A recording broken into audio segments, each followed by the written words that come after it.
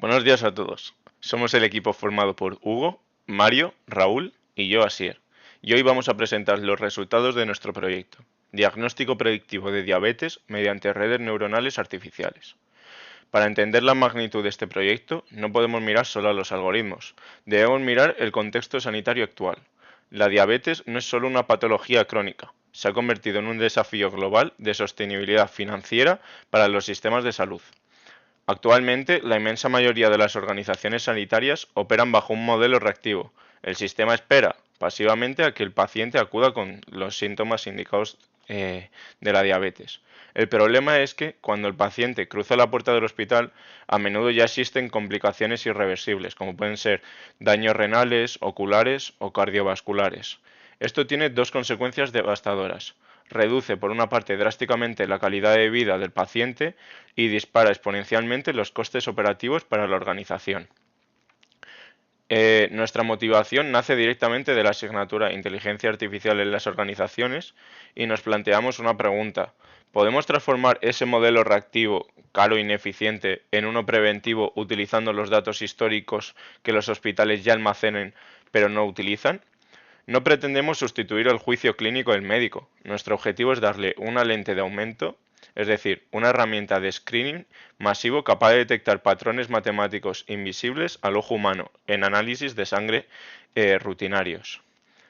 El objetivo técnico ha sido diseñar una red de neuronas, una red neuronal para clasificar pacientes entre sanos y diabéticos. Pero aquí introducimos una premisa ética y de negocio fundamental. La prioridad absoluta es la seguridad del paciente. En ingeniería a veces nos obsesionamos un poco con la exactitud, es decir, el accuracy, pero en medicina decirle a un enfermo que está sano, un falso negativo, es un error inaceptable que puede costarle la vida. Por ello, hemos sacrificado un poco de precisión global para maximizar la sensibilidad, es decir, el recall. Preferimos que el sistema levante una falsa alarma en un paciente sano a que deje pasar a un enfermo sin detectar. Y ahora voy a dar paso a mi compañero Mario, que os explicará los desafíos que encontramos con la materia prima de este proyecto, los datos. Gracias, Asier. Efectivamente, ningún modelo es mejor que los datos que lo alimentan. Para ese estudio hemos utilizado el dataset estándar, Diabetes Dataset for Beginners. Se trata de un conjunto de datos clínicos reales restringido a una población muy específica. En este caso tenemos 768 mujeres mayores de 21 años de herencia indígena PIMA, un grupo demográfico con una alta prevalencia histórica de dicha enfermedad, la diabetes. Contamos con 8 variables predictoras clásicas, que serían la glucosa, presión arterial, índice de masa corporal, edad, número de embarazos, entre otras. Sin embargo, al realizar la auditoría inicial de los datos, nos encontramos con un problema grave de calidad, el principio de garbage in, garbage out. Este representa que si nosotros tenemos un conjunto de datos con datos impuros, nos saldrá un modelo impuro.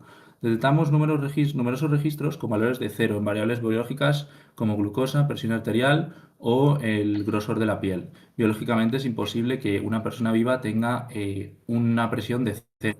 Entonces, claramente son datos perdidos o mal registrados. Por ello, tenemos que hacer un preprocesado. Muchos trabajos en repositorios de Kaggle optan por solución fácil, que sería borrar estas filas. Nosotros preferimos no hacerlo.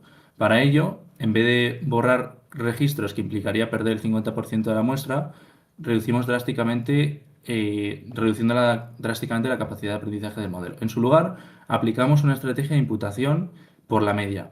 Esto nos permite reparar el dataset y aprovechar toda la información estadística disponible sin introducir sesgo de selección, que supondría quedarnos solo con los pacientes perfectos, digamos. Vale, ahora pasamos al desbalanceo de clases con el SMOTE. El segundo gran desafío técnico fue el desbalanceo de clases. Teníamos muchos más pacientes sanos que diabéticos. Aproximadamente 65% de personas sanas, 35% enfermas. Para ello, si entrenamos con IA estos datos tal cual, el modelo se vuelve vago o sesgado. Aprende diciendo que todo el mundo está sano y aciertaría la mayoría de las veces, pero eso no cumple nuestro objetivo, detectar la diabetes. Para corregirlo, implementamos la técnica de SMOTE, Synthetic Minority Oversampling Technique. A diferencia de simplemente duplicarle dichas filas, este algoritmo genera pacientes sintéticos matemáticamente plausibles dentro de la clase enferma, hasta equilibrar el dataset al 50-50. Con esto, obligamos a la red neuronal a prestar la misma atención a los enfermos que a los sanos, mejorando drásticamente el recall del que hablaba nuestro compañero Asier. Para la validación, esta debe ser robusta. Queremos garantizar que nuestros resultados fuesen honestos y no fruto de la suerte. Para ello, descartamos la división clásica de datos en trainee test típico de 80-20. Hemos utilizado una validación cruzada, cross-validation, de 10 iteraciones con k-fold de 10. Está seguro que cada uno de los pacientes de dataset ha sido usado para testear el modelo, dándonos una fiabilidad estadística robusta y eliminando el factor de azar. Ahora mi compañero Hugo profundizará en qué variables resultaron las claves del diagnóstico. Bueno, muchas gracias Mario y pues eso, como íbamos diciendo, estamos utilizando las redes neuronales para nuestro proyecto, que realmente como todos sabéis es una de las grandes críticas de las redes, es que son cajas negras, es decir, que funcionan pero no sabemos realmente por qué. Para mitigar todo esto y generar más confianza en la organización, antes de entrenar a la red vamos a realizar un análisis más exhaustivo de importancia de los atributos.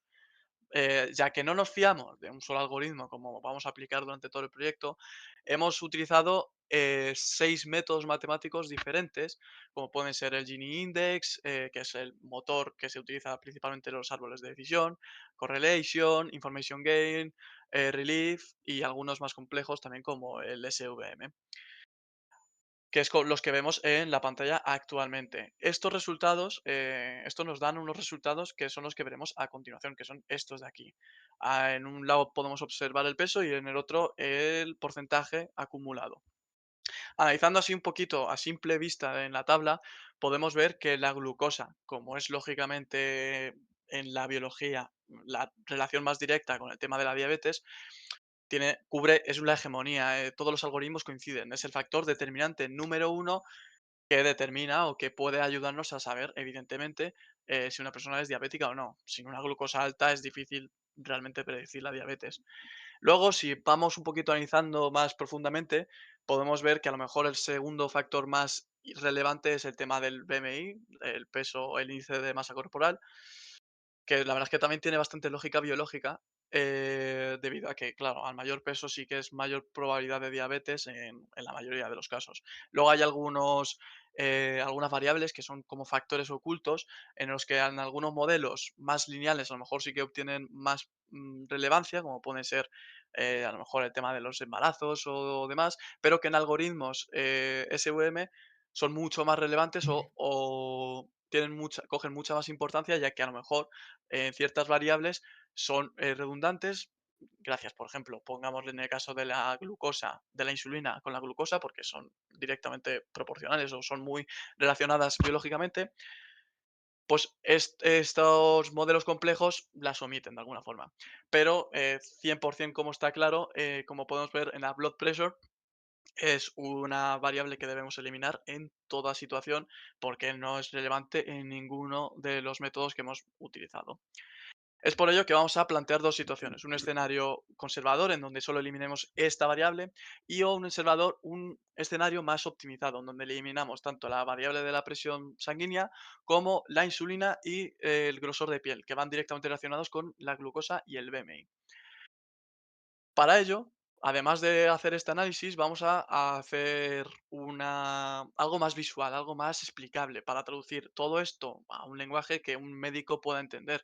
Por ello, vamos a utilizar árboles de decisión explicativos, limitados a 5 niveles para que sean más explicables y no sean demasiado complejos visualmente, tanto para el escenario A conservador como para el escenario B más optimizado. Y lo podemos ver a continuación en el siguiente proceso que muestro en pantalla, en el que en uno de los lados vamos a tener solo eliminar la presión sanguínea, en el otro solo vamos a eliminar la presión sanguínea, la insulina y el grosor de piel. Y estos árboles nos van a dar estos resultados que vemos a continuación. En este caso, podemos ver el caso del escenario más conservador, en donde mantenemos que el corte inicial, el más importante, el de la raíz de la glucosa, el corte se realiza a partir del 127,5. Es un corte bastante clínico que determina un diagnóstico más confirmado y mucho más preciso en algunos casos. Mientras tanto, bueno, todavía mantenemos un poquito las variables que hemos mencionado anteriormente.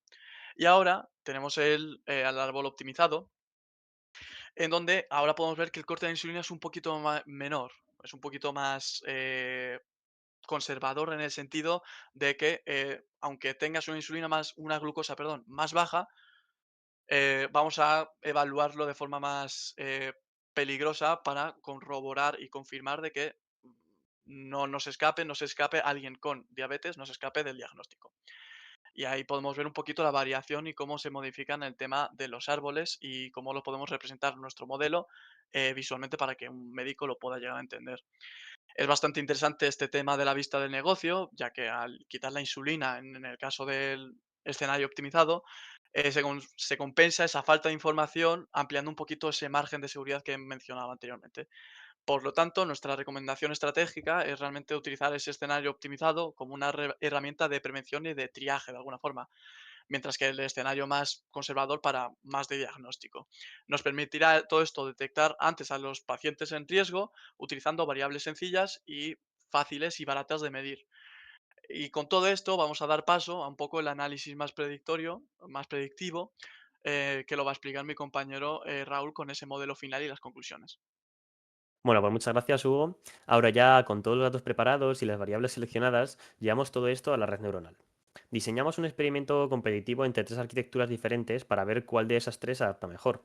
Estas tres arquitecturas son, la primera de todas, una simple, con una sola capa oculta, y la segunda de ellas sería de un modelo de Deep Learning con tres capas ocultas, cada una con 30 neuronas, y el tercero de las arquitecturas sería un embudo, con capas decrecientes para comprimir la información, con 64 y 32 neuronas.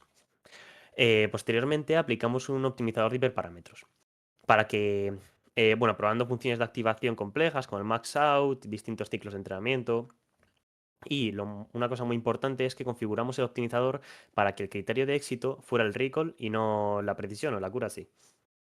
Insisto en que preferimos fallar diciendo que una persona sana está enferma a mandar a un enfermo a casa sin tratamiento, porque bueno, el riesgo sería mucho mayor. Tras realizar el análisis estadístico de ANOVA, descubrimos algo muy interesante y es que no había una diferencia significativa entre la red compleja y la red simple. Aplicando pues un poco el principio de que lo más simple suele ser lo mejor, seleccionamos la arquitectura simple. Es la de una capa con 50 neuronas, la primera de todas. Y la función de max out. Esta es más rápida y consume algo menos de recursos, pero a la vez es igual de efectiva. Los resultados finales del modelo desplegado son bastante sólidos para un entorno real. Obtenemos un recall de en torno a un 80%, por lo que de esta manera detectamos 8 de cada 10 pacientes diabéticos de forma automática. Y una curva AUC de un 0,86, teniendo una capacidad muy robusta para separar entre clases. Entonces, pues con esto, para concluir un poco, queremos traducir estos números a un valor real para una organización sanitaria real.